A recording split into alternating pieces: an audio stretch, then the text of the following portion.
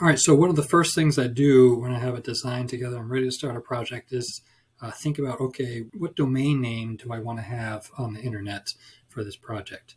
So I was thinking, okay, well, I'm doing something for families, for lists. It's a Christmas idea. Um, maybe Family Santa would work. And I looked it up, and Family Santa was available. I was like, okay, familysanta.com it is. So I was like, I'm really shocked that was available. Anyway, um, so I registered that domain name, and you can go to lots of, any DNS registrar to, get the name reserved. It's, you know, $8 a year, something like that, whatever. So I deposited that money for the first year. I thought I'd give a little bit of time here to explain how I pick domain names.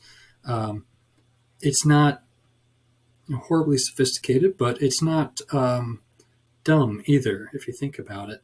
I think what got me started on this process is I was in Dallas, and I came upon a restaurant named the Iron Cactus. It has nothing to do with restaurants, right?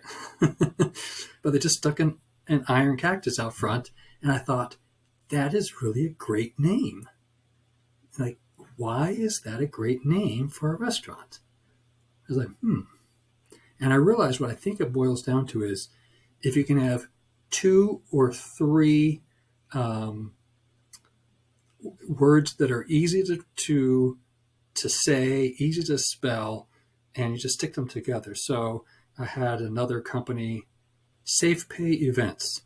Safe is easy to spell, pay is easy to spell, events is easy to spell. And they're all pretty small. So you want as small a domain name as possible, but you want to avoid dashes unless you would get it down to two small words with a dash, because you're going to end up having to say dash every time you say the name of your domain name. So, don't put in a dash. It just makes it harder to say. So you just want to have, a few, two would be great. Obviously one is great, but you usually can't afford those names. They're all taken.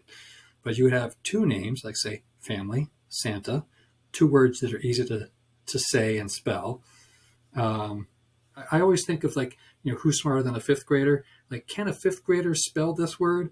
If they can't spell the word, don't use it in your domain name. You're going to have to always be spelling out the URL to someone, and that's really annoying. I was quite pleased to get only two words, Family and Santa, for this domain name, so that works great.